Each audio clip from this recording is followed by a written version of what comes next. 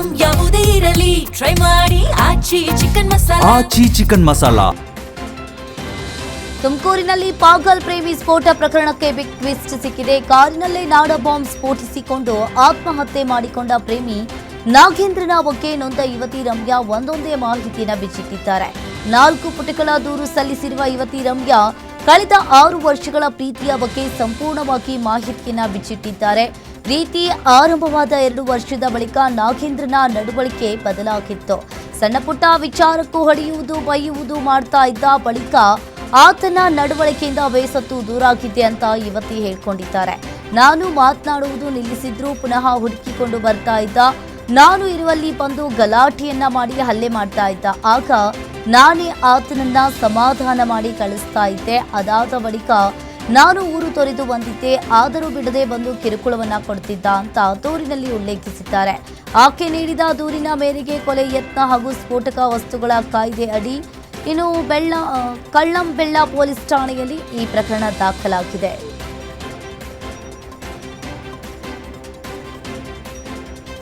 ಕಾರವಾರದಲ್ಲಿ ಮತ್ತೆ ಬಾಂಬ್ ಬೆದರಿಕೆ ಇಮೇಲ್ ಬಂದು ಆತಂಕ ಸೃಷ್ಟಿಸಿದೆ. ಕೇವಲ 4 ದಿನಗಳ ಅಂತರದಲ್ಲಿ 2ನೇ ಬಾರಿ ಜಿಲ್ಲಾ ಮತ್ತು ಸತ್ರ ನ್ಯಾಯಾಲಯಕ್ಕೆ ಬೆದರಿಕೆ ಸಂದೇಶ ಬಂದಿದ್ದು ನ್ಯಾಯಾಲಯದ ಭದ್ರತೆ ಕುರಿತು ಆತಂಕ ಹೆಚ್ಚಿಸಿದೆ. ಕೋರ್ಟ್ ಈ ಸೇವಾ ಕೇಂದ್ರದಲ್ಲಿ 5 ಡೈನಾಮೈಟ್ ಬಾಂಬ್ಗಳನ್ನು ಇರಿಸಲಾಗಿದೆ ಅಂತ ಇಮೇಲ್ನಲ್ಲಿ ಉಲ್ಲೇಖಿಸಲಾಗಿದೆ. ಇನ್ನು ನ್ಯಾಯಾಧೀಶರನ್ನ ಸುರಕ್ಷಿತ ಸ್ಥಳಕ್ಕೆ ಸ್ಥಳಾಂತರಿಸುವಂತೆ ಎಚ್ಚರಿಕೆಯನ್ನ ನೀಡಲಾಗಿದೆ. ಮಾಹಿತಿ ತಿಳಿತಾ ಇದ್ದಂತೆ ಬಾಂಬ್ ನಿಷ್ಕ್ರಿಯ ದಳ ಹಾಗೂ ಪೊಲೀಸರು ಸ್ಥಳಕ್ಕೆ ಧಾವಿಸಿ ಇನ್ನು ನ್ಯಾಯಾಲಯ ಆವರಣದಲ್ಲಿ ತಪಾಸಣೆಯನ್ನ ನಡೆಸಿದ್ದಾರೆ. ಯಾವುದೇ ಅನುಮಾನಾಸ್ಪದ ವಸ್ತು ಪತ್ತೆಯಾಗಿದೆ ಎಂಬ ಬಗ್ಗೆ ಪೊಲೀಸರು ಇನ್ನೂ ಅಧಿಕೃತ ಮಾಹಿತಿಯನ್ನ ನೀಡಿಲ್ಲ. ಸದ್ಯ ಭದ್ರತೆ ಹೆಚ್ಚಿಸಿ ಬೆದರಿಕೆ ಇಮೇಲ್ ಕಳುಹಿಸಿದವರ ಪತ್ತೆಗೆ ತನಿಖೆಯನ್ನ ತೀವ್ರಗೊಳಿಸಲಾಗಿದೆ.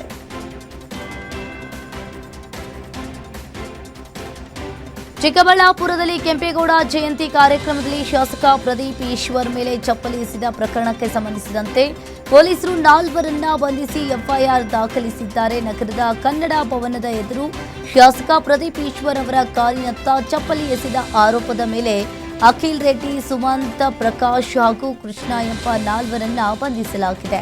ಬಂಧಿತರು ಜೆಡಿಎಸ್ ಮತ್ತು ಬಿಜೆಪಿ ಬೆಂಬಲಿಗರು ಎಂದು ಪೊಲೀಸರು ತಿಳಿಸಿದ್ದಾರೆ. ಇನ್ನು ಈ ಘಟನೆಗೆ ಸಂಬಂಧಿಸಿದಂತೆ ಈಗಾಗಲೇ 4ರನ್ನ ವಶಕ್ಕೆ ಪಡೆದು ವಿಚಾರಣೆಯನ್ನ ನಡೆಸಲಾಗ್ತಾ ಇತ್ತು. ಚಿಕ್ಕಬಳ್ಳಾಪುರ ನಗರ ಪೊಲೀಸ್ ಠಾಣಾ ವ್ಯಾಪ್ತಿಯಲ್ಲಿ ಪ್ರಕರಣ ದಾಖಲಾಗಿದೆ. ಘಟನೆಯ ಹಿಂದಿನ ಕಾರಣ ಹಾಗೂ ಇತರ ಆಯಾಮಗಳ ಕುರಿತು ಪೊಲೀಸರು ತನಿಖೆಯನ್ನು ಮುಂದುವರೆಸಿದ್ದಾರೆ.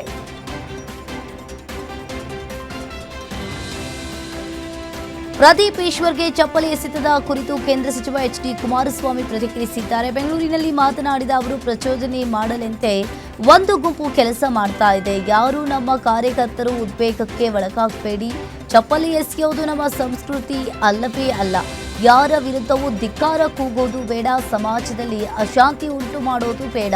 ಪ್ರದೀಪ್ ಈಶ್ವರ್ ನಡವಳಿಕೆ ನನ್ನ ಸಂಸ್ಕಾರಕ್ಕೆ ನನ್ನ ನಮಸ್ಕಾರ ಅಂತ ಕೈ ಮುಗಿದು ಟೀಕಿಸಿದ್ದಾರೆ. ನಿನ್ನೆ ನಡೆದಂತ ಘಟನೆ ಏನಿದೆ, ನನ್ನ ಕಾರ್ಯಕರ್ತರಿಗೆ ಮತ್ತೊಮ್ಮೆ ಮನವಿ ಮಾಡೋದು ನಮ್ಮ ಮಾಧ್ಯಮದ ಮುಖಾಂತರ, ಇಂಥ ಒಂದು ಸಂದರ್ಭಗಳಲ್ಲಿ ನೀವು ಸ್ವಲ್ಪ ಮಾನಸಿಕವಾಗಿ ಒಂದು ಒಳ್ಳೆಯ ರೀತಿಯಲ್ಲಿ, ಶಾಂತ ರೀತಿಯಲ್ಲಿ, ಸಮಚಿತ್ತ ಭಾವದಿಂದ ಇವತ್ತು ತಾವು ಇಂಥ ವಿಷಯಗಳ ಸಂದರ್ಭದಲ್ಲಿ ನಿಮ್ಮ ನಡವಳಿಕೆ ಇರಬೇಕು ಅಂತಕ್ಕಂಥದನ್ನ ನನ್ನ ಎಲ್ಲಾ ಕಾರ್ಯಕರ್ತರಿಗೆ ಮನವಿ ಮಾಡ್ತೀನಿ.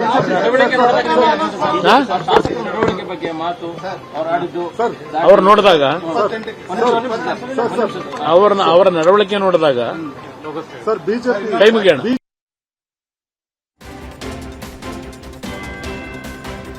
ಶಾಸಕ ಪ್ರದೀಪ್ ಈಶ್ವರ್ ವಿರುದ್ಧ ಜೆಡಿಎಸ್ ಶಾಸಕ ರವಿಕುಮಾರ್ ವಾಗ್ದಾಳಿಯನ್ನು ನಡೆಸಿದ್ದಾರೆ. ಶಿಡ್ಲಘಟ್ಟದಲ್ಲಿ ಮಾತನಾಡಿದ ಅವರು, ಪ್ರದೀಪ್ ಈಶ್ವರ್ಗೆ ಮತ ಹಾಕಿದ ಮತದಾರರು ತಲೆ ತಗ್ಗಿಸುವಂತಾಗಿದೆ. ಪ್ರದೀಪ್ ಈಶ್ವರ್ ಪರಿಶ್ರಮ ಅಕಾಡೆಮಿ ನಡೆಸ್ತಾ ಇದ್ದಾರೆ. ವಿದ್ಯಾವಂತರಾಗಿ ಪ್ರಚೋದನೆ ನೀಡುವ ಕೆಲಸ ಮಾಡ್ತಾ ಇದ್ದಾರೆ. ಕೇಂದ್ರ ಸಚಿವ ಕುಮಾರಸ್ವಾಮಿ ಬಗ್ಗೆ ಹಗುರವಾಗಿ ಮಾತನಾಡಿದ್ದಾರೆ. ಪ್ರದೀಪ್ ಈಶ್ವರ್ ವಿರುದ್ಧ ಶಿಸ್ತು ಕ್ರಮಕ್ಕೆ ಮುಂದಾಗ್ತೀನಿ ಅಂತ ಕಿಡಿಕಾರಿದ್ದಾರೆ. ಇವತ್ತು ಬಸವಣ್ಣವರ ಕಾಲದಿಂದ ಇವತ್ತು ಡಾಕ್ಟರ್ ಬಾಬಾ ಸಾಹೇಬ್ ಅಂಬೇಡ್ಕರ್ ಅವ್ರ ಕಾಲ ತನಕ ಇವತ್ತು ಆ ಮಹನೀಯರ ಜಯಂತಿಗಳು ನಾವು ಯಾಕೆ ಮಾಡ್ತಾಯಿದ್ದೀರಿ ಅಂದರೆ, ಅವರು ಎಲ್ಲ ಸಮುದಾಯಗಳ ಪರವಾಗಿ ಕೆಲಸ ಮಾಡಿದ್ದಾರೆ ಅನ್ನೋ ಒಂದು ಉದ್ದೇಶದಿಂದ ಅವರು ಮಾಡಿರ್ತಕ್ಕಂಥ ಕೆಲಸಗಳು ಇವತ್ತು ಭೂಮಿ ಮೇಲೆ ಶಾಶ್ವತವಾಗಿ ಉಳಿದಿರೋದ್ರಿಂದ ಇವತ್ತು ನಾವು ಜಯಂತಿಗಳು ಮಾಡ್ತಾಯಿದ್ದೀರಿ. ಇವತ್ತು ಇವ್ರು ನಾವು OBC ಅಂತ ಇವ್ರು ಮಾತಾಡ್ತಾಯಿದ್ದೀರಿ. ನಾವು OBC ನಾವು ಅಸ್ಪೃಶ್ಯ ಅವರು ಶಾಸಕರನ್ನ ಇವತ್ತು ಈ ರೀತಿ ನಡೆಸ್ಕೊತಾ ಇದ್ದಾರೆ. ಇವರು OBC ಶಾಸಕರಾಗಿ ಈ ದೇಶದ ಪ್ರಧಾನಮಂತ್ರಿಗಳು ನರೇಂದ್ರ ಮೋದಿಜಿ ವಿರುದ್ಧವಾಗಿ ಇವ್ರು ಮಾತಾಡ್ತಾರೆ. ಇವ್ರು ನಿಜವಾಗ್ಲೂ OBC ಶಾಸಕರ? ಇವತ್ತು ಈ ದೇಶದ ಮಾಜಿ ಪ್ರಧಾನಮಂತ್ರಿಗಳು ದೇವೇಗೌಡರ ವಿರುದ್ಧವಾಗಿ ಅವ್ರ ಕುಟುಂಬದವ್ರ ವಿರುದ್ಧವಾಗಿ ಮಾತಾಡಿದರು. ಏನು ಇವರು ಬದನೆಕಾಯಿ ಬೆಳೆದು ಆಸ್ತಿ ಮಾಡ್ಯವರ, ರಾಮರಾಜ್ ಬನೀನು ವ್ಯಾಪಾರ ಮಾಡ್ಯಾರ ಆಸ್ತಿ ಮಾಡ್ಯವರ ಅಂತ ಮಾತಾಡಿದರು. ಆ ಒಂದು ದೊಡ್ಡ ಮಹನೀಯರ ಬಗ್ಗೆ ಮಾತಾಡಿದಾಗ ಅವರು ಬೇಕಾಗಿರ್ತಕ್ಕಂಥವ್ರು ಅವ್ರ ಅಭಿಮಾನಿಗಳು ಇವತ್ತು ನಿನ್ನೆ ಆಕಸ್ಮಿಕವಾಗಿ ಒಬ್ಬ ಜನಸಾಮಾನ್ಯರು ಮಾತಾಡಿದಾಗ ಈ ಒಂದು ಘಟನೆಯನ್ನು ಯಾವ ರೀತಿ ತಿಳಿಗೊಳಿಸ್ಬೇಕು, ಇವತ್ತು ಅಲ್ಲಿ ಜಿಲ್ಲಾಧಿಕಾರಿಗಳವರೇ, SP ಅವರವರೇ, ಎಲ್ಲ ಸರ್ಕಾರಿ ಅಧಿಕಾರಿಗಳಲ್ಲಿದ್ದಾಗ ಆಯ್ತಪ್ಪ ಏನೋ ಆಗ್ಬಿಟ್ಟಿದೆ, ಇದನ್ನೆಲ್ಲ ಸರಿಪಡಿಸೋಂಥ ಕೆಲಸ ಮಾಡ್ಬೇಕಂತ ಹೇಳೋಂಥ ಜವಾಬ್ದಾರಿ ಇತ್ತು. ಅವ್ರು ವೇದಿಕೆ ಮೇಲೆ ಕುಂತಿರೋವಾಗ ಬೆಕ್ ಥರ ಕುಂತಿದ್ದ, ಇಲಿ ಥರ ಕುಂತಿದ್ದ, ಬೋನಲ್ಲಿ ಸಿಕ್ಕಾಕೊಂಡು ಇಲಿ ಯಾವ ರೀತಿ ಕುತ್ಕೊಂಡಿರ್ತಾರೋ ಆ ರೀತಿ ಕುಂತಿದ್ದ. ಈಚೆ ಬಂದ ಮೇಲೆ ಒಬ್ಬ ಶಾಸಕನು ತೊಡೆ ತಟ್ಟೋದು, ಕೂದಲು ಕೀಳೋದು, ಏನಿವೆಲ್ಲ ಮಾಡ್ತಾ ಇರೋದು, ಇದು ಅವ್ರಿಗೆ ಮತ ಹಾಕಿರೋರಿಗೆ ಇವತ್ತು ತಲೆ ತಗ್ಸ್ತಕ್ಕಂಥ ಕೆಲಸ.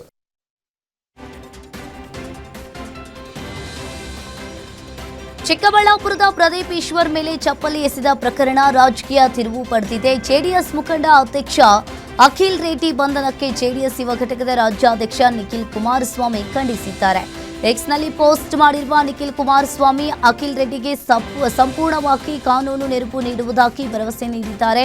ನಮ್ಮ ಕಾರ್ಯಕರ್ತನ ರಕ್ಷಣೆಗೆ ನಾನು ಬದ್ಧನಾಗಿದ್ರೆ ಯಾವುದೇ ಕಾರಣಕ್ಕೂ ಕಾರ್ಯಕರ್ತರು ಎದೆಗುಂದಬಾರದು ಅಂತ ಪೋಸ್ಟ್ ಮಾಡಿದ್ದಾರೆ. ಈ ವೇಳೆ ಆಡಳಿತ ಯಂತ್ರವನ್ನ ದುರುಪಯೋಗ ಪಡಿಸಿಕೊಂಡು ವಿಪಕ್ಷವನ್ನ ಹತ್ತಿಕ್ಕುವ ಪ್ರಯತ್ನ ನಡೀತಾ ಇದೆ. ನಿಖಿಲ್ ಕುಮಾರಸ್ವಾಮಿ ಇಂತಹ ಕ್ರಮವನ್ನ ಜೆಡಿಎಸ್ ಎಂದಿಗೂ ಸಹಿಸೋದಿಲ್ಲ. ನಮ್ಮ ಕಾರ್ಯಕರ್ತನಿಗೆ ನ್ಯಾಯ ಸಿಗುವವರೆಗೆ ಕಾನೂನು ಹೋರಾಟ ಮುಂದುವರಿಸ್ತೀವಿ ಅಂತ ಪೋಸ್ಟ್ನಲ್ಲಿ ಸ್ಪಷ್ಟಪಡಿಸಿದ್ದಾರೆ.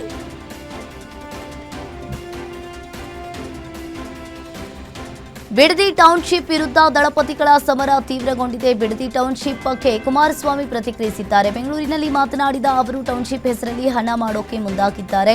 ಸರ್ಕಾರಕ್ಕೆ ರೈತರ ಏಳಿಗೆ ಬೇಕಿಲ್ಲ, ರೈತರ ಪರವಾಗಿ ನಾನಿದ್ದೇನೆ. ಕೋರ್ಟ್ಗೂ ಹೋಗಲು ತಯಾರಿ ನಡೆಸ್ತಾ ಇದ್ದೇವೆ. ಸರ್ಕಾರಿ ಭೂಮಿ ಹಲವು ಕಡೆ ಇದೆ, ಅದನ್ನ ರಕ್ಷಣೆ ಮಾಡಿ, ಸರ್ಕಾರಿ ಜಾಗಗಳನ್ನ ರಕ್ಷಿಸಿ ಅಭಿವೃದ್ಧಿ ಮಾಡಲಿ ಅಂತ ಹೇಳಿದ್ದಾರೆ. ಬಿಡದಿಯಲ್ಲಿ ನಡೀತಾ ಇರತಕ್ಕಂತ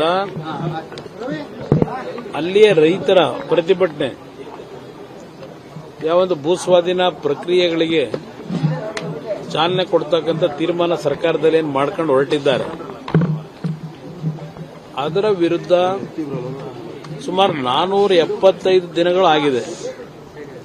ನಿರಂತರವಾಗಿ ಆ ಭಾಗದ ಹೆಣ್ಣು ಮಕ್ಕಳು, ಯುವಕರು ದೊಡ್ಡ ಮಟ್ಟದ ಹೋರಾಟ ಏನು ನಡೆಸ್ತಾ ಇದ್ದಾರೆ. ಇದು ಅಂತಿಮವಾಗಿ ನ್ಯಾಯಾಲಯದಲ್ಲೇ ತೀರ್ಮಾನಗಳಾಗಬೇಕಾಗ್ತದೆ. ಯಾಕಂದ್ರೆ ಈ ಸರ್ಕಾರ ಆ ಭಾಗದ ಜನರ ಭಾವನೆಗಳ ಜೊತೆ ಚೆಲ್ಲಾಟ ಆಡ್ತಿದ್ದಾರೆ. ಅವರಲ್ಲಿ ಏನೋ ಒಂದು ಪ್ರತಿಷ್ಠೆ ಇಟ್ಕೊಂಡು ಹೊರಟಿದ್ದಾರೆ. ಪ್ರತಿಷ್ಠೆ ಅನ್ನೋದಕ್ಕಿಂತ ಹೆಚ್ಚಾಗಿ ಅಲ್ಲಿ ಸಾವಿರಾರು ಕೋಟಿಯ ಅಕ್ರಮಗಳು ಈಗಾಗಲೇ ಅದಕ್ಕೆ ಬಾಗಿಲೇನು ತೆಗೆದು ಮಾಡಿದ್ದಾರೆ. ಅವರಿಗೆ ಟೌನ್ಶಿಪ್ಗಿಂತ ಹೆಚ್ಚಾಗಿ ಆ ಟೌನ್ಶಿಪ್ನ ಹೆಸರಿನಲ್ಲಿ ಯಾವ ರೀತಿ ಹಣ ಸಂಗ್ರಹಿಸಬಹುದು ಅಂತಕ್ಕಂಥದ್ದು ಅವರಿಗಿರ್ತಕ್ಕಂಥ ಆಲೋಚನೆಗಳು. ಅದರಿಂದ ನಾಡಿನಲ್ಲಿ ಹಲವಾರು ರೀತಿಯ ಪ್ರತಿಭಟನೆಗಳು ಹಲವಾರು ಭಾಗದಿಂದ ಬಂದು ಅವರಿಗೆ ಬೆಂಬಲ ಕೊಟ್ಟಂತದ್ದು, ರೈತ ಮುಖಂಡರುಗಳು ಬಂದು ಬೆಂಬಲ ಕೊಟ್ಟಿರ್ತಕ್ಕಂಥದ್ದು, ಪಕ್ಷಗಳು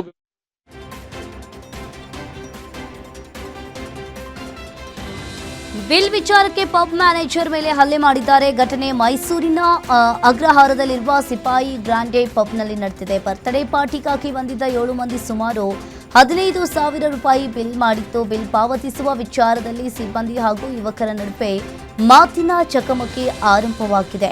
ಕಾರ್ಡ್ ಮೂಲಕ ಹಣ ಪಾವತಿಸ್ತೀವಿ ಅಂತ ಹೇಳಿ ಪಬ್ ಮ್ಯಾನೇಜರ್ ವಿನಯ್ ಅವರನ್ನ ಹೊರಗೆ ಕರೆಸಿಕೊಂಡು ಆರೋಪಿಗಳು ಅವರ ಮೇಲೆ ಮನೆ ಬಂದಂತೆ ಹಲ್ಲೆ ನಡೆಸಿದ್ದಾರೆ. ಹಲ್ಲೆ ವೇಳೆ ವಿನಯ್ ಅವರ ಕತ್ತಿನಲ್ಲಿದ್ದ ಸುಮಾರು 23 ಗ್ರಾಂ ತೂಕದ ಚಿನ್ನದ ಸರವನ್ನ ಕಸಿದುಕೊಂಡಿದ್ದಾರೆ. ಹಲ್ಲೆಯ ದೃಶ್ಯ ಸಿಸಿಟಿವಿ ಕ್ಯಾಮೆರಾದಲ್ಲಿ ಸೆರೆಯಾಗಿದ್ದು, ಈ ಪ್ರಕರಣಕ್ಕೆ ಸಂಬಂಧಪಟ್ಟಂತೆ ಕೆಆರ್ ಪೊಲೀಸ್ ಠಾಣಾ ವ್ಯಾಪ್ತಿಯಲ್ಲಿ ದೂರು ದಾಖಲಾಗಿದೆ.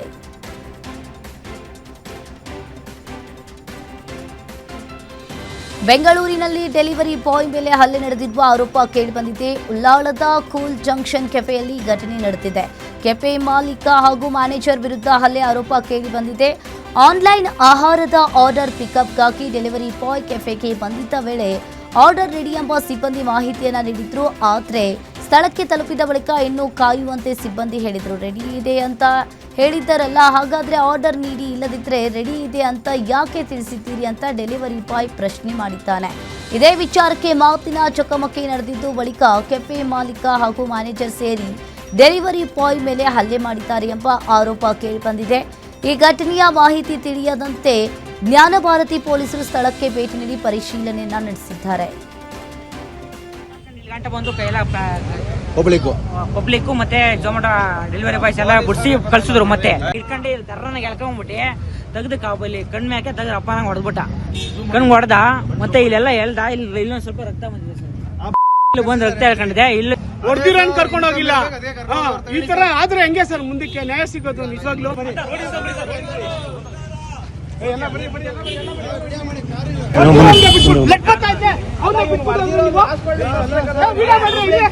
ತಕ್ಷಣ ಆರ್ಡರ್ನ ರೆಡಿ ಕೊಟ್ಬಿಟ್ಟ. ಇನ್ನೇನ್ ರೆಡಿ ಆಯ್ತಾರ ಅಂತ ನಾನು ಹೋಗಿ ವಾಪಸ್ ರೆಡಿ ಆಗೈತಾರ ಕೊಡಿ ಆರ್ಡರ್ ಅಂತ ಕೇಳ್ದೆ. ಆರ್ಡರ್ ರೆಡಿ ಆಗಿಲ್ಲ.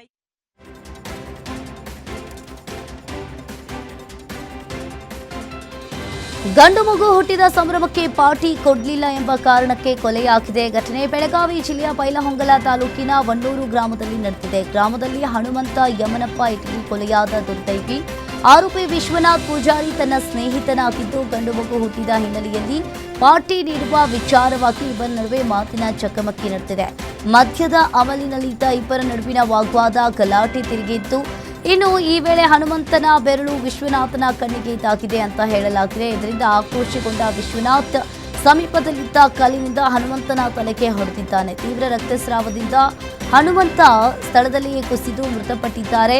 ಈ ಘಟನೆಯ ಬಳಿಕ ಆರೋಪಿ ವಿಶ್ವನಾಥ್ ಸ್ಥಳದಿಂದ ಪರಾರಿಯಾಗಿದ್ದು, ಕೆಲವೇ ಗಂಟೆಗಳಲ್ಲಿ ನೇಸರ್ಗೆ ಠಾಣೆ ಪೊಲೀಸರು ಬಂಧಿಸಿ ನ್ಯಾಯಾಂಗ ಬಂಧನಕ್ಕೆ ಒಪ್ಪಿಸಿದ್ದಾರೆ.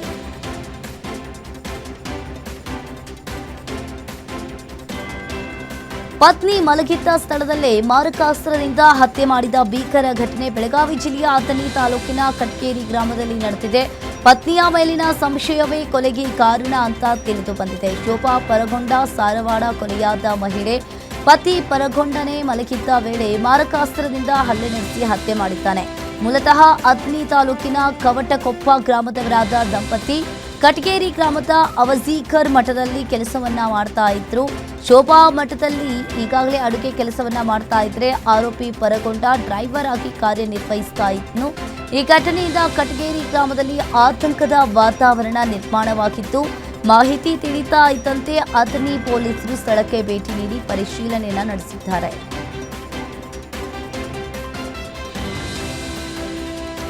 ನಿರ್ಮಾಪಕ ಬಾಮಾ ಹರೀಶ್ ಪುತ್ರ 28 ವರ್ಷದ ಉಲ್ಲಾಸ್ ಗೌಡ ಹೃದಯಾಘಾತದಿಂದ ನಿಧನರಾಗಿದ್ದಾರೆ. ಶಿವಮೊಗ್ಗ ಜಿಲ್ಲೆಯ ಕೊಡಚಾದ್ರಿಗೆ ಟ್ರೆಕ್ಕಿಂಗ್ಗೆ ತೆರಳಿದ್ದಾಗ ಉಲ್ಲಾಸ್ ಗೌಡಕ್ಕೆ ಹೃದಯಾಘಾತವಾಗಿತ್ತು. ಇನ್ನು ಉಲ್ಲಾಸ್ ಗೌಡ ಇತ್ತೀಚೆಗೆ ಚಂದನ್ ಗೌಡ ಅವರೊಂದಿಗೆ ನಿಶ್ಚಿತಾರ್ಥವನ್ನ ಮಾಡಿಕೊಂಡಿದ್ರು. ಈ ವರ್ಷದ ಕೊನೆಯಲ್ಲಿ ಅವರ ವಿವಾಹ ನಡೆಯಬೇಕಿತ್ತು. ಮದುವೆಗೆ ಮುನ್ನ ಅವರ ಹಠಾತ್ ಸಾವು ಕುಟುಂಬಕ್ಕೆ ದೊಡ್ಡ ಆಘಾತವನ್ನುಂಟು ಮಾಡಿದೆ.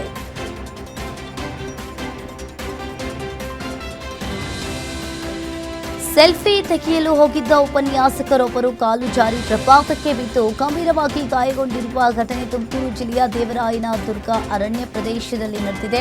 ಅರಸೀಕೆರೆಯ ಕಾಲೇಜೊಂದರಲ್ಲಿ ಉಪನ್ಯಾಸಕರಾಗಿರುವ ಶಿವಪ್ರಸಾದ್ ಅವರು ಇಲ್ಲಿ ಸ್ನೇಹಿತರೊಂದಿಗೆ ದೇವರಾಯನದುರ್ಗ ಅರಣ್ಯ ಪ್ರದೇಶಕ್ಕೆ ಪ್ರವಾಸಕ್ಕೆ ಅಂತ ಹೇಳಿ ತೆರಳಿದ್ರು. ಈ ವೇಳೆ ಸೆಲ್ಫಿ ತೆಗೆಯಲು ಮುಂದಾದಾಗ ಕಾಲು ಜಾರಿ ಸುಮಾರು 15ರಿಂದ 20 ಅಡಿ ಆಳದ ಪ್ರಪಾತಕ್ಕೆ ಬಿದ್ದಿದ್ದಾರೆ. ಕೂಗಾಟ ಕೇಳಿ ಸ್ಥಳದಲ್ಲಿದ್ದವರು ತಕ್ಷಣ ಧಾವಿಸಿ ರಕ್ಷಣೆಯನ್ನ ಮಾಡಿ ಮೇಲಕ್ಕೆ ಕರೆತಂದಿದ್ದಾರೆ. ಗಂಭೀರವಾಗಿ ಗಾಯಗೊಂಡ ಅವರನ್ನ ಖಾಸಗಿ ಆಸ್ಪತ್ರೆಗೆ ದಾಖಲಿಸಲಾಗಿದ್ದು ಚಿಕಿತ್ಸೆ ಮುಂದುವರೆದಿದೆ.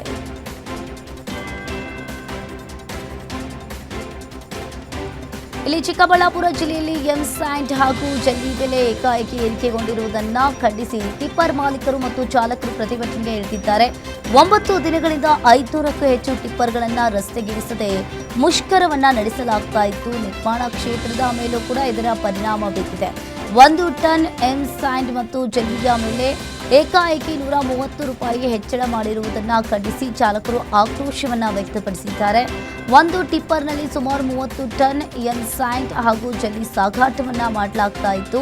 ಪೆಟ್ರೋಲ್, ಡೀಸೆಲ್ ಬೆಲೆ ಏರಿಕೆ ಕಾರಣವನ್ನ ನೀಡಿ ಇನ್ನು ಕ್ವಾರಿ ಮಾಲೀಕರು ರಾಯಲ್ಟಿ ದರ ಹೆಚ್ಚಿಸಿದ್ದಾರೆ. ಬೆಲೆ ಏರಿಕೆ ಹಿಂಪಡೆಯುವವರೆಗೆ ಯಾವುದೇ ಟಿಪ್ಪರ್ ವಾಹನಗಳನ್ನು ರಸ್ತೆಗೆ ಇಳಿಸೋದಿಲ್ಲ ಅಂತ ಹೇಳಿ ಚಾಲಕರು ಮತ್ತು ಮಾಲೀಕರು ಪಟ್ಟು ಹಿಡಿದಿದ್ದಾರೆ.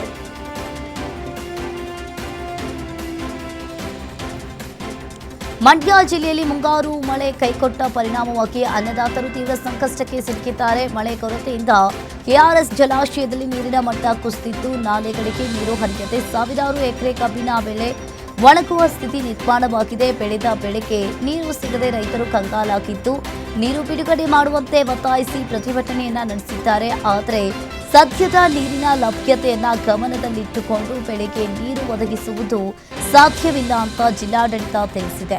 ಸರ್ಕಾರದ ನಡೆಗೆ ಆಕ್ರೋಶವನ್ನ ವ್ಯಕ್ತಪಡಿಸಿರುವ ರೈತರು ಬೆಳೆ ನಷ್ಟಕ್ಕೆ ತಕ್ಷಣ ಪರಿಹಾರವನ್ನ ಘೋಷಿಸಬೇಕು ಅಂತ ಆಗ್ರಹಿಸಿದ್ದಾರೆ. ದಾಖಲೆ ಇದೆ. ಜೊತೆಗೆ ಇನ್ನೊಂದೇನು ಅಂತಂದ್ರೆ ಕನ್ನಂಬಾಡಿ ಕಟ್ಟೆ ಕಟ್ಟಿದ್ರಲ್ಲ, ಬಿಸಿಗೊಂದು ತೂಬಿತ್ತಲ್ಲ, ಅದೇ ರೀತಿ ತೂಬು ಮೈಸೂರು ಕಡೆ ಒಂದು ತೂಬಿತ್ತು. ಆ ತೂಬಿಗೆ ನೀರು ಬಿಡ್ಲಿಲ್ಲ. ಯಾಕೆ ಗೊತ್ತಾ? ಆಗ ಪ್ಲೇಗು ಕಾಲರ ಇತ್ತು.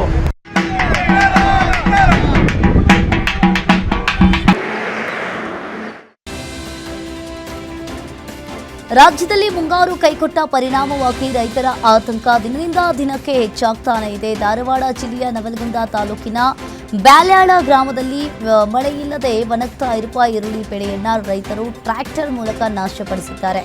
10 ಎಕರೆ ಜಮೀನಿನಲ್ಲಿ ಮುಂಗಾರು ಮಳೆ ನಿರೀಕ್ಷೆಯೊಂದಿಗೆ ಈರುಳ್ಳಿ ಬೆಳೆದಿದ್ದ ರೈತರು ಮಳೆ ಕೊರತೆಯಿಂದ ಬೆಳೆ ಸಂಪೂರ್ಣವಾಗಿ ಒಣಗ್ತಾ ಇರುವ ಹಿನ್ನೆಲೆಯಲ್ಲಿ ಅನಿವಾರ್ಯವಾಗಿ ಬೆಳೆ ನಾಶಪಡಿಸಿದ್ದಾರೆ. ಎಕರೆಗೆ 20 ರಿಂದ 25 ಸಾವಿರ ರೂಪಾಯಿವರೆಗೆ ವೆಚ್ಚ ಮಾಡಿ ಸಾಲ ಮಾಡಿ ಬಿತ್ತನೆಯನ್ನ ಮಾಡಿದ್ರು. ಮಳೆ ಬಾರದೆ ಹಾಕಿದ ಬಂಡವಾಳವು ಕೈತಪ್ಪಿ ಬೆಳೆಯು ಹಾಳಾಗಿದೆ ಅಂತ ರೈತರು ಕಣ್ಣೀರನ್ನ ಇಟ್ಟಿದ್ದಾರೆ. ಬೆಳೆ ನಾಶಪಡಿಸಿ ಬೇರೆ ಬೆಳೆ ಬೆಳೆಯಲು ಸಿದ್ಧತೆ ನಡೆಸಿರುವ ರೈತರು ಸರ್ಕಾರ ಈಗಾಗಲೇ ತಕ್ಷಣ ಧಾರವಾಡ ಜಿಲ್ಲೆಯನ್ನ ಬರಪೀಡಿತ ಜಿಲ್ಲೆ ಅಂತ ಘೋಷಿಸಿ ಸೂಕ್ತ ಪರಿಹಾರವನ್ನ ನೀಡಬೇಕು ಅಂತ ಆಗ್ರಹಿಸಿದ್ದಾರೆ.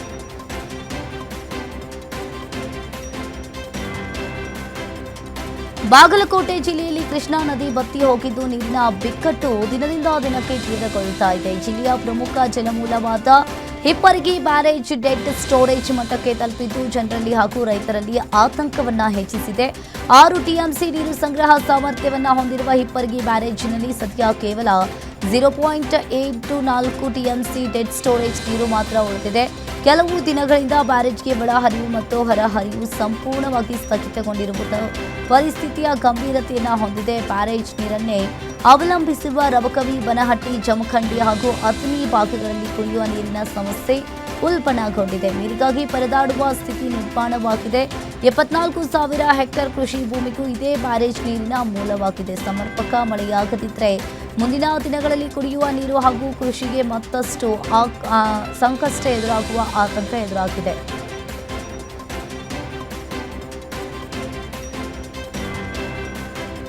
ಯಾದಗಿರಿ ಜಿಲ್ಲೆಯಲ್ಲಿ ಬರ ದಿನದಿಂದ ದಿನಕ್ಕೆ ಸಂಭವಿಸ್ತಾ ಇದೆ. ಸಮರ್ಪಕ ಮಳೆಯ ಕೊರತೆಯಿಂದ ಜಿಲ್ಲೆಯ ಜೀವನಾಡಿಯಾಗಿರುವ ಭೀಮಾ ನದಿ ಸಂಪೂರ್ಣವಾಗಿ ಬತ್ತಿ ಹೋಗಿದೆ. ಮತ್ತೊಂದು ಕಡೆ ಕೃಷ್ಣಾ ನದಿಯಲ್ಲೂ ನೀರಿನ ಹರಿವು ಕ್ಷೀಣಿಸುವುದು ಪರಿಸ್ಥಿತಿಯನ್ನ ಮತ್ತಷ್ಟು ಗಂಭೀರಗೊಳಿಸಿದೆ. ಯಾದಗಿರಿ ನಗರ ಸೇರಿ ಹಲವು ಗ್ರಾಮಗಳಲ್ಲಿ ಕುಡಿಯುವ ನೀರಿನ ಸಮಸ್ಯೆ ಎದುರಾಗಿದೆ. ನದಿ ನೀರನ್ನೇ ನಂಬಿ ಕೃಷಿ ಮಾಡ್ತಾ ಇರುವ ರೈತರು ಈಗ ಸಂಕಷ್ಟಕ್ಕೆ ಸಿಲುಕಿದ್ದಾರೆ. ಭತ್ತದ ನಾಟಿಗೆ ಸಿದ್ಧತೆ ನಡೆಸ್ತಾ ಇದ್ದಾಗ ನೀರಿನ ಅಭಾವದಿಂದ ಅನ್ನದಾತರು ಆತಂಕಕ್ಕೀಡಾಗಿದ್ರೆ ಮಳೆ ಕೈಕೊಟ್ಟಿರುವ ಪರಿಣಾಮವಾಗಿ ಕೃಷಿ ಚಟುವಟಿಕೆಗಳು ಸ್ಥಗಿತಗೊಂಡಿದ್ದು ಜಿಲ್ಲೆಯಲ್ಲಿ ಬರದ ಆತಂಕ ಮತ್ತಷ್ಟು ಹೆಚ್ಚಾಗ್ತಾ ಇದೆ. ಸರ್ಕಾರ ತುರ್ತು ಕ್ರಮ ಕೈಗೊಂಡು ಕುಡಿಯುವ ನೀರು ಹಾಗೂ ರೈತರಿಗೆ ಅಗತ್ಯ ನೆರವು ನೀಡಬೇಕು ಅಂತ ಹೇಳಿ ಈಗಾಗಲೇ ಸಾರ್ವಜನಿಕರು ಆಗ್ರಹಿಸಿದ್ದಾರೆ.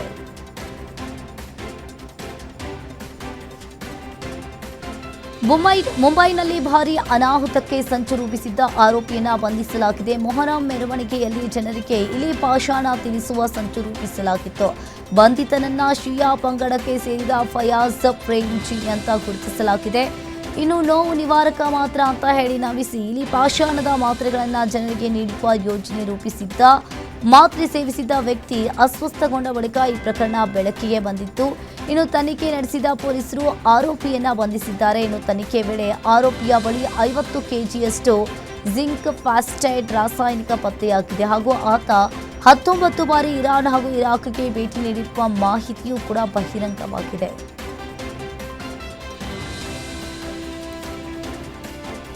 ಇರಾನ್ ಮತ್ತು ಅಮೆರಿಕ ನಡುವಿನ ಉದ್ವಿಗ್ನತೆ ಮತ್ತೆ ತೀವ್ರಗೊಂಡಿದ್ದು, ಅಮೆರಿಕ ಮತ್ತೊಮ್ಮೆ ಇರಾನ್ನ ಸೇನಾ ನೆಲೆಗಳ ಮೇಲೆ ವೈಮಾನಿಕವಾಗಿ ದಾಳಿ ನಡೆಸಿದೆ. ಭಾರತೀಯ ಕಾಲಮಾನ ಪ್ರಕಾರ ನಿನ್ನೆ ಮಧ್ಯರಾತ್ರಿ ನಡೆದ ದಾಳಿಯಲ್ಲಿ ಇರಾನ್ ಸೇನೆಗೆ ಸೇರಿದ ಹಲವು ಪ್ರಮುಖ ಮೂಲ ಸೌಕರ್ಯಗಳನ್ನು ಗುರಿಯಾಗಿಸಲಾಗಿದೆ. ಅಮೆರಿಕದ ಸೆಂಟ್ರಲ್ ಕಮಾಂಡ್ ಮಾಹಿತಿ ಪ್ರಕಾರ ಒಟ್ಟು 10 ಸೇನಾ ಗುರಿಗಳ ಮೇಲೆ ನಿಖರ ದಾಳಿ ನಡೆಸಲಾಗಿದೆ. ಇರಾನ್ನ ವಾಯು ರಕ್ಷಣಾ ವ್ಯವಸ್ಥೆ, ಡ್ರೋನ್ ಸಂಗ್ರಹ ಕೇಂದ್ರಗಳು, ಸಂಪರ್ಕ ವ್ಯವಸ್ಥೆ ಮತ್ತು ಇತರೆ ಸೇನಾ ಮೂಲ ಸೌಕರ್ಯಗಳು ದಾಳಿಯ ಪ್ರಮುಖ ಗುರಿಯಾಗಿತ್ತು. ಈ ಕಾರ್ಯಾಚರಣೆಯ ವಿಡಿಯೋವನ್ನು ಕೂಡ ಬಿಡುಗಡೆ ಮಾಡಿದೆ.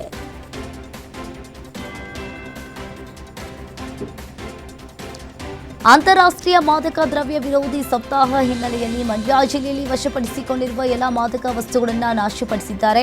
ಮಂಡ್ಯ ಎಸ್ಪಿ ಶೋಭಾ ರಾಣಿ ಸಮ್ಮುಖದಲ್ಲಿ ಗಾಂಜಾ ಸೇರಿ ಇತರ ಮಾದಕ ವಸ್ತುಗಳನ್ನು ನಾಶ ಮಾಡಲಾಗಿದೆ. ಮಾದಕ ವಸ್ತುಗಳನ್ನು ಮೈಸೂರಿನ ಗುಜ್ಜೇಗೌಡನಪುರ ಗ್ರಾಮದ ಬಯೋತ್ಯಾಜ್ಯ ನಾಶಕ ಘಟಕದಲ್ಲಿ ನಾಶ ಮಾಡಲಾಗಿದೆ. 136 ಕೆಜಿ ಗಾಂಜಾ, 57 ಗ್ರಾಂ MDMA ಮಾದಕ ಪದಾರ್ಥ ನಾಶಪಡಿಸಲಾಗಿದೆ.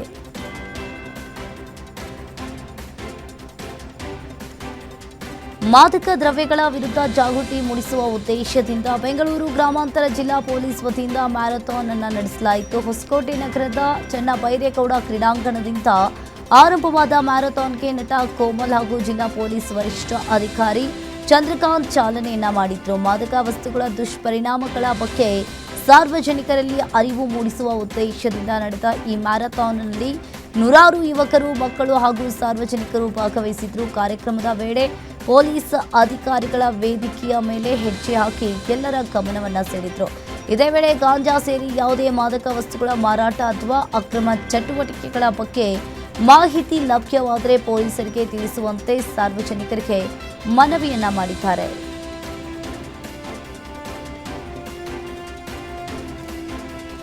ರಾಯಚೂರು ಜಿಲ್ಲೆಯ ದೇವದುರ್ಗ ತಾಲೂಕಿನ ಗುಂಡ್ರಾಳ ಗ್ರಾಮದಲ್ಲಿ ಕಿಡಿಗೇಡಿಗಳ ದುಷ್ಕೃತ್ಯಕ್ಕೆ ಸರ್ಕಾರಿ ಶಾಲೆ ಬೆಂಕಿಗಾಹುತಿಯಾಗಿದೆ. ಶಾಲೆಯ ಬೀಗ ಮುರಿದು ಒಳನುಗ್ಗಿ ದುಷ್ಕರ್ಮಿಗಳು ಬೆಂಕಿ ಹಚ್ಚಿದ್ದು, ಬಡ ವಿದ್ಯಾರ್ಥಿಗಳ ಶಾಲಾ ಸಮವಸ್ತ್ರಗಳು ಹಾಗೂ ಪಠ್ಯ ಪುಸ್ತಕಗಳು ಸುಟ್ಟು ಕರಕಲಾಗಿವೆ. ಶಾಲಾ ಆವರಣದಲ್ಲಿ ಅನೈತಿಕ ಚಟುವಟಿಕೆ ನಡೆಸದಂತೆ ಬುದ್ಧಿವಾದ ಹೇಳಿದ್ದಕ್ಕೆ ಬೆಂಕಿ ಹಚ್ಚಿದ್ದಾರೆ. ಶಾಲೆಯ ಮೇಲ್ಛಾವಣಿಯಲ್ಲಿ ಪ್ರತಿದಿನ 4-5 ಮಂದಿ ಕಿಡಿಗೇಡಿಗಳು ಮದ್ಯಪಾನವನ್ನ, ಧೂಮಪಾನವನ್ನ ಮಾಡ್ತಾ ಇದ್ರು. ಇತ್ತೀಚೆಗೆ ಶಾಲೆಯ ಬೀಗ ಮುರಿದು ಒಳಗಡೆ ಮಲಗಿದ್ದ ಘಟನೆ ಕೂಡ ನಡೆದಿತ್ತು. ಈ ಎಲ್ಲ ಘಟನೆಗಳ ಬಗ್ಗೆ ಸ್ಥಳೀಯರು ಆಕ್ಷೇಪವನ್ನು ವ್ಯಕ್ತಪಡಿಸಿದ್ರು. ಇದೇ ದ್ವೇಷಕ್ಕೆ ಈ ದುಷ್ಕೃತ್ಯ ನಡೆಸಿದ್ದಾರೆ. ಇನ್ನು ತಪ್ಪಿತಸ್ಥರನ್ನ ಕೂಡಲೇ ಬಂಧಿಸಿ ಕಠಿಣ ಕ್ರಮ ಕೈಗೊಳ್ಳುವಂತೆ ಗ್ರಾಮಸ್ಥರು ಇಲ್ಲಿ ಒತ್ತಾಯಿಸಿದ್ದಾರೆ. ಗಬ್ಬೂರು ಪೊಲೀಸ್ ಠಾಣೆಯಲ್ಲಿ ಪ್ರಕರಣ ದಾಖಲಾಗಿದ್ದು ಪೊಲೀಸರು ತನಿಖೆಯನ್ನ ಮುಂದುವರಿಸಿದ್ದಾರೆ.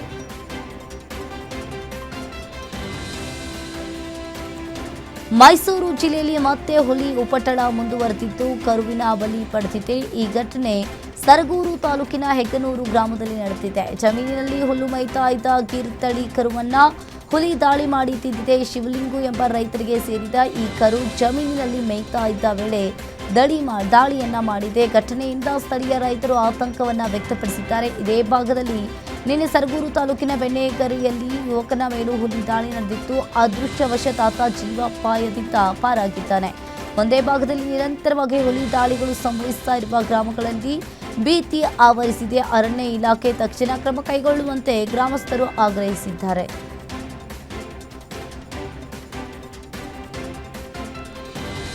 ಒಳ ಮೀಸಲಾತಿ ಕುರಿತು ಬಿಜೆಪಿ ಶಾಸಕ ಚಂದ್ರು ಲಮಾಣಿ ಅಸಮಾಧಾನವನ್ನು ವ್ಯಕ್ತಪಡಿಸಿದ್ದಾರೆ. ಕಲಬುರಗಿಯಲ್ಲಿ ಮಾತನಾಡಿದ ಅವರು, ಕಾಂಗ್ರೆಸ್ ಸರ್ಕಾರದಿಂದ ಬಂಜಾರ ಸಮುದಾಯಕ್ಕೆ ಅನ್ಯಾಯವಾಗಿದೆ. ವಿವಿಧ ಜಾತಿಗಳ ಮೀಸಲಾತಿಯಲ್ಲೂ ಅನ್ಯಾಯ ಮಾಡಿದ್ದಾರೆ. ಮುಂದಿನ ದಿನಗಳಲ್ಲಿ ಜನರು ಕಾಂಗ್ರೆಸ್ ಸರ್ಕಾರಕ್ಕೆ ಬುದ್ಧಿ ಕಲಿಸುತ್ತಾರೆ. ಸರ್ಕಾರದ ವಿರುದ್ಧ ಬಹುದೊಡ್ಡ ಹೋರಾಟವನ್ನ ಮಾಡ್ತೀವಿ ಅಂತ ಎಚ್ಚರಿಕೆಯನ್ನ ನೀಡಿದ್ದಾರೆ. ಬೇರೆ ಕ್ಯಾಟಗರಿಗಳನ್ನು ಹೋಲಿಸಿದರೆ ಏನು ಇವತ್ತು ಎ ಬಿ ರೈಟ್ ವಿಭಾಗದಕ್ಕಿಂತ ನಾವು ಕೆಳಗಿದ್ದೀವಿ ಅನ್ನೋ ವಿಚಾರಗಳನ್ನು ಅಂದು ಏನು ಸೆಷನ್ನಲ್ಲಿ ಮಾನ್ಯ ಮುಖ್ಯಮಂತ್ರಿಗಳು ಇದ್ದಾಗನೇ ಸಹಿತ ಬೆಳಗಾವಿಯಲ್ಲಿ ನಾನು ಮಾತಾಡಿದೆ. ಭಾಳ ಜನಕ್ಕೆ ಏನಿದೆ ಅಂದರೆ ಬಂಜಾರ ಸಮಾಜದವರು ನೌಕರರು ಭಾಳ ಮಂದಿ ಅದಾರ ಏನದಾರ ಅಂತೇಳಿ ಆ ವರದಿಯಲ್ಲಿ ನಾಲ್ಕು ಒಂದಷ್ಟು ವರದಿಯಲ್ಲಿನೇ ಉಲ್ಲೇಖ ಮಾಡಿದ್ದಾರೆ. ಆ ಎಲ್ಲ ಗ್ರೂಪ್ಗಳಲ್ಲಿ ABCD ಯಲ್ಲಿನೂ ಸಹಿತ ನಾವು ಹಿಂದುಳಿದಿದ್ದೀವಿ ಅಂತೇಳಿ ಆ ವರದಿಯಲ್ಲಿ ಉಲ್ಲೇಖವನ್ನು ಮಾಡಿದ್ದಾರೆ. ತದನಂತರ ಇವತ್ತು ಸರ್ಕಾರ ಜಸ್ಟಿಸ್ ನಾಗಮೋಹನ್ ದಾಸ್ ಅವರ ಒಂದು ಕಮಿಟಿಯನ್ನು ಮಾಡಿ ಅದನ್ನು ಸಹಿತ ಒಪ್ಕೊಂಡು ಅದನ್ನು ಮುಂದೆ ಚಲಾವಣೆಗೂ ಬರಲಿಲ್ಲ. ತದನಂತರ